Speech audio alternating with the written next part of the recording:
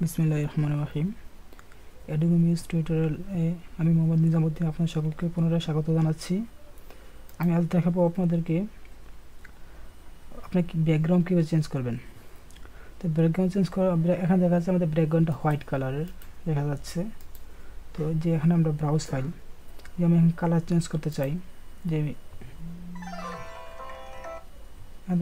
Black colour দিয়ে দিলাম, আমার ব্যাকগ্রাউন্ডটা ব্ল্যাক হয়ে গেল। অথবা আমি এখান থেকে এই কালারটা দিয়ে দিলাম, কালারটা চেঞ্জ হয়ে গেল। আমি যদি চাই না আমার কোনো পিকচার দেবো নিচ্ছি ব্যাকগ্রাউন্ডে, তাই পিকচার দেওয়ার জন্য আমাকে প্রথমে ব্রাউজ ফাইলে যেতে হবে। এখান থেকে অ্যাড ইমেজে ক্লিক করব। ইমেজে ক্লিক করার পর পিকচার আসছে মনে হয় ডেস্কটপে।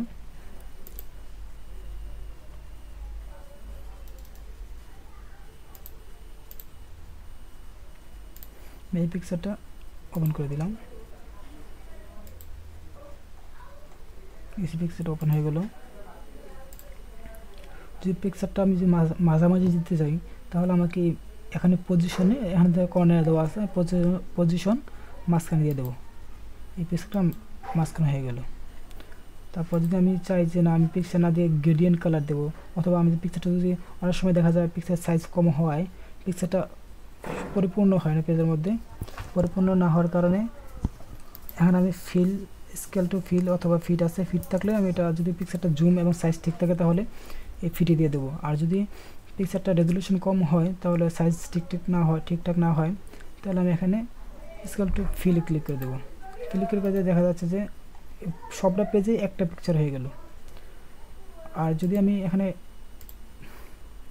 ফিটে দিতাম তাহলে দেখা যাচ্ছে যে পিকচারটা রেজলিউশন অনুযায়ী এটা চেঞ্জ হয়েছে। হ্যাঁ, আর যদি আমি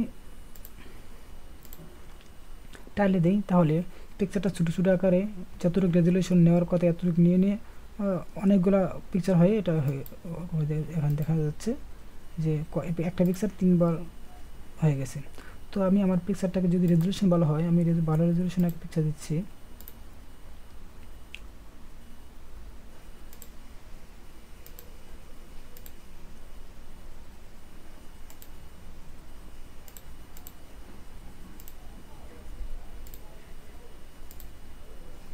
তাহলে পজিশন মাঝখানে রেখে আমি ফিল দিয়ে দিলাম।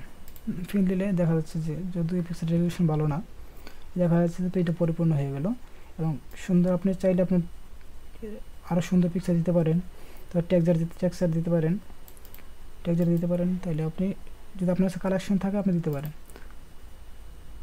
অথবা আমি কালার গ্রেডিয়েন্ট কালার দিতে পারবো। যদি আমি কালার চুজ করে দিই, পিকচারটা এখান থেকে যদি পিকচার ডিলিট করতে চাই তাহলে আমি এখানে ডিলিট বাটনে ক্লিক করবো, তাহলে পিকচারটা ডিলিট হয়ে যাবে। আর আমি যদি চাই গ্রেডিয়েন্ট কালার দেওয়ার জন্য এখানে ক্লিক করব, তাহলে গ্রেডিয়েন্ট কালার হয়ে গেল। যদি আমি কালারটা ভার্টিক্যাল করতে চাই, ভার্টিক্যাল হয়ে গেল। কালার চেঞ্জ করতে পারবো এখান থেকে। তারপর আপনি এটাকে সেভ এজ দিয়ে দেবেন। তো খুব সুন্দর, এটা আমার ব্যাকগ্রাউন্ড চেঞ্জ হয়ে গেল। ভিডিও টিউটোরিয়াল দেখার জন্য ধন্যবাদ। পরবর্তী দেখাবো কীভাবে মেনু চেঞ্জ করতে হয়। ধন্যবাদ।